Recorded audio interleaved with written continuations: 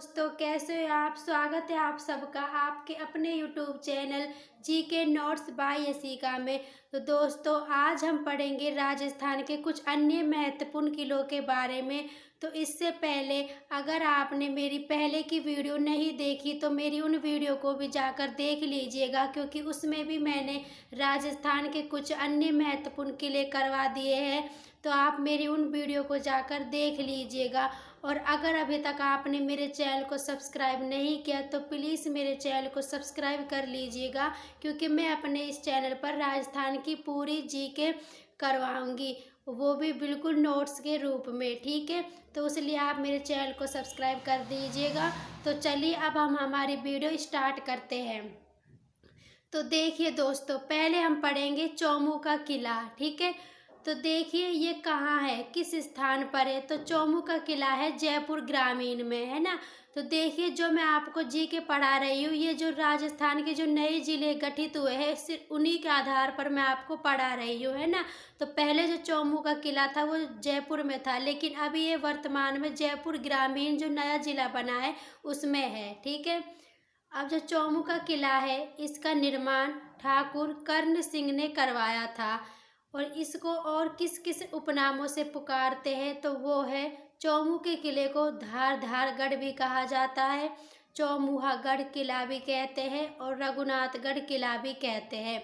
और चौमू के किले को रघुनाथगढ़ का किला इसलिए कहा जाता है दोस्तों, क्योंकि इसका जो जीर्णोद्धार करवाया था ना, वो रघुनाथ ने करवाया था, है ना। तो इसलिए इसको रघुनाथगढ़ का किला कहा जाता है। ठीक है, तो दोस्तों, चौमू के किले के बारे में जो इम्पोर्टेंट बातें हैं, जहाँ से क्वेश्चन अक्सर बनते हैं, है ना, जो पिछले एग्जामों में आए हुए हैं, तो वो बस इन्हीं में से आ जाते हैं। ठीक है, तो अगला हमारा जो किला है वो है बयाना का किला।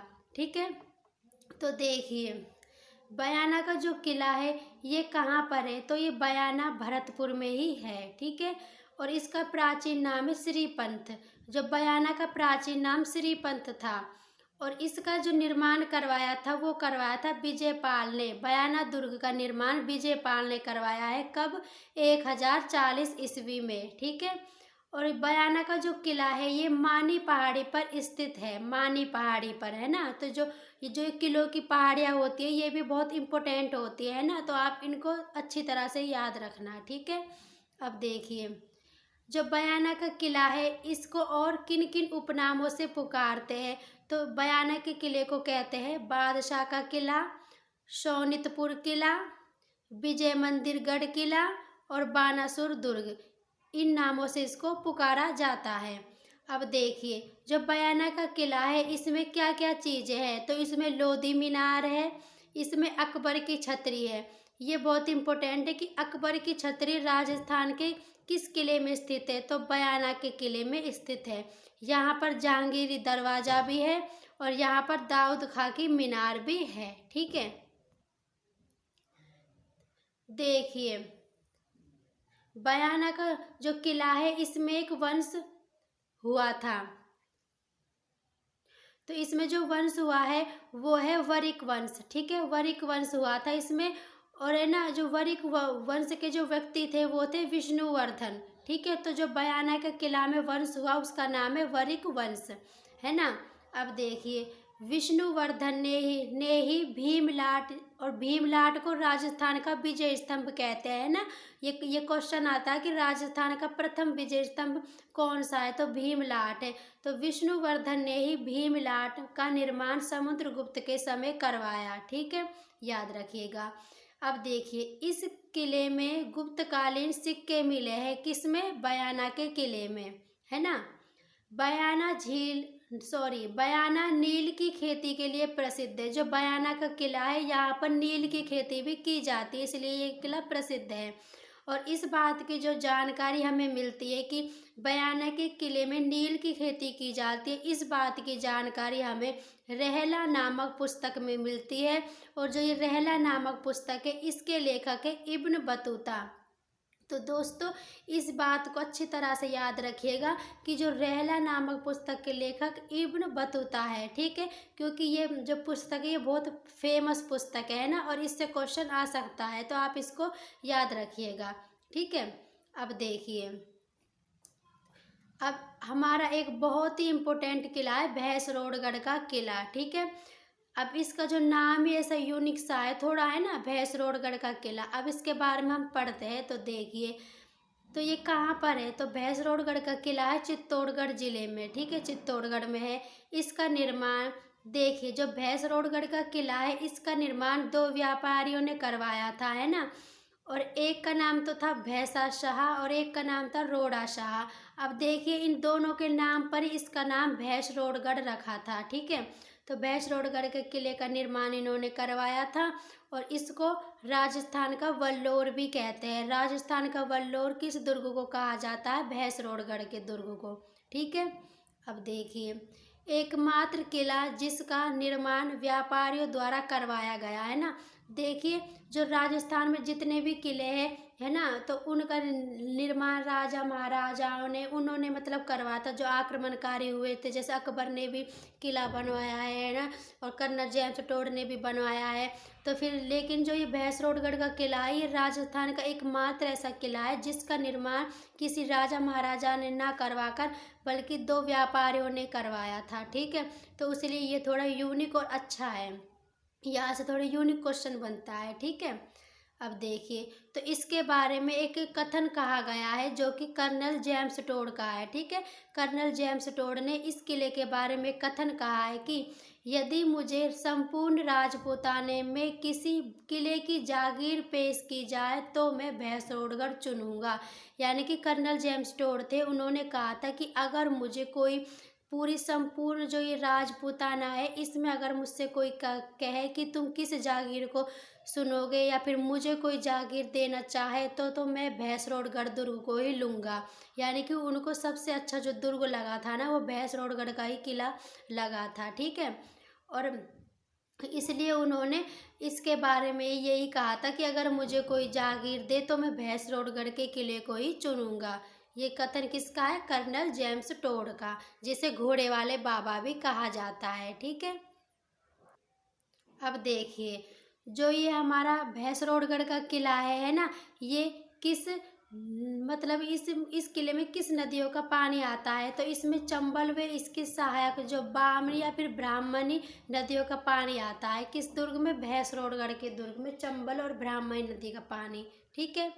अब देखिए, अब हमने ये भैंसरोडगढ़ का दुर्ग पढ़ लिया है ना, तो अब हम इसके बाद पढ़ेंगे सज्जनगढ़ का किला, है ना।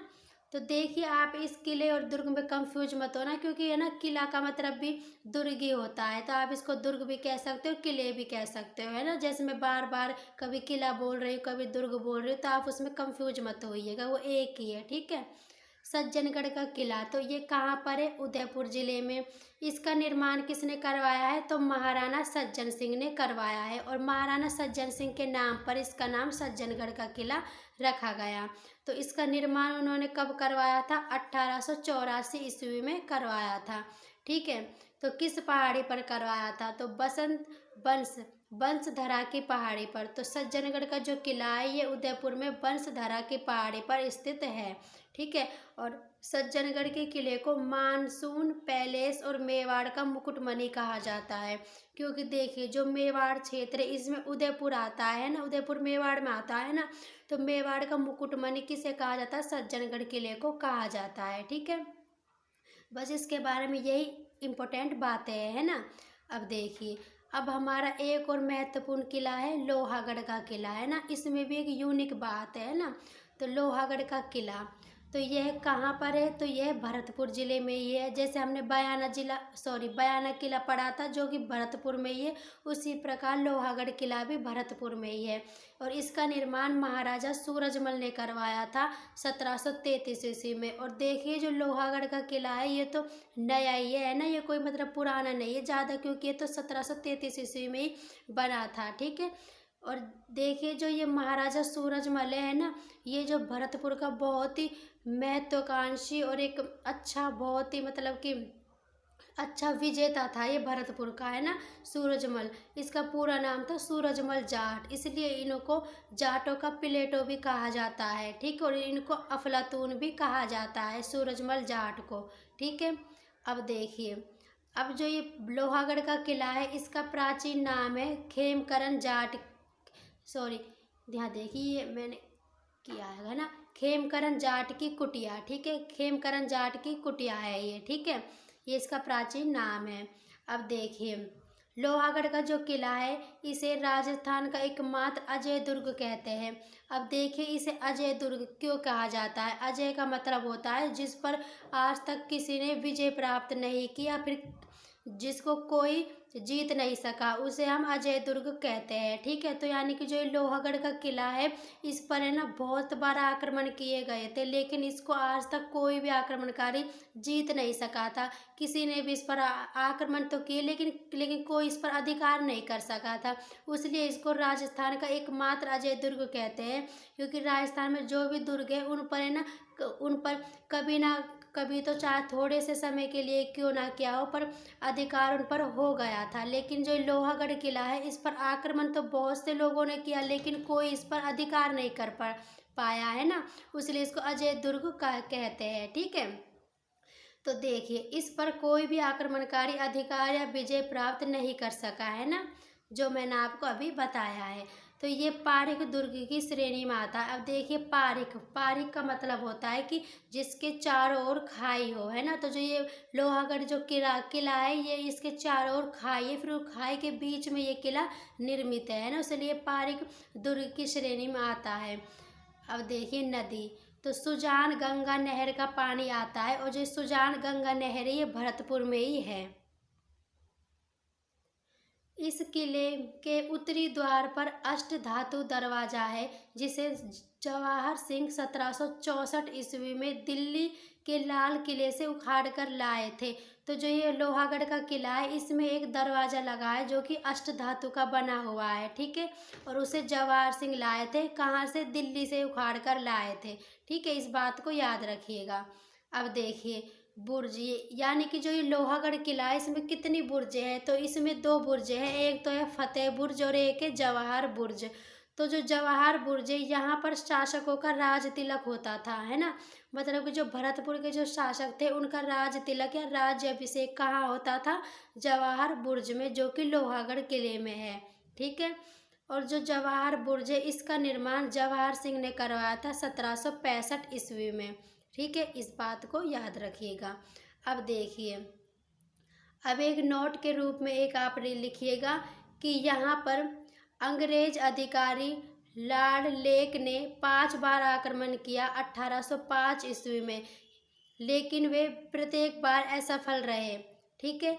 और यहाँ पर इसके बारे में एक कथन है, 8 फिरंगी 9 गोरा लड़े जाट का 2 छोरा। देखिए दोबारा एक कथन है लोहागढ़ किले के बारे में कि 8 फिरंगी 9 गोरा लड़े जाट का 2 छोरा, ठीक है, तो ये इससे संबंधित कथन है। तो देखिए दोस्तों आज मैंने आपको राजस्थान के बहुत ही महत्वपूर्ण किले करवाए हैं।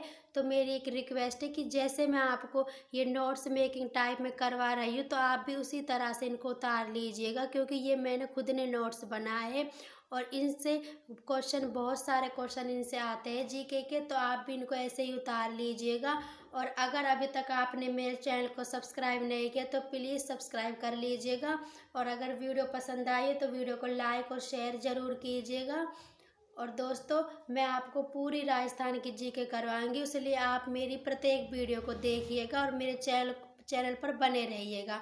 तो मिलते हैं ऐसी अगली वीडियो में, तब तक के लिए धन्यवाद।